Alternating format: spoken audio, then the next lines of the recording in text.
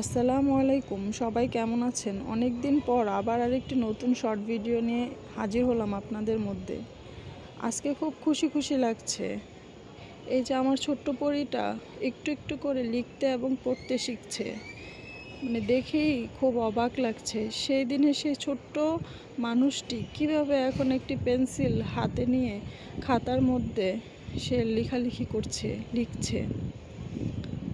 সব কিছুতেই অনেক আনন্দ পাই, কিন্তু যখন ভাবি যে ওর শৈশবটা ওর বাবার দেখতে পারছে না, ওর একটু একটু বড় হওয়াটা যখন দেখতে পারছে না, তখন অনেক অনেক বেশি কষ্ট হয় আমার ভিতরে।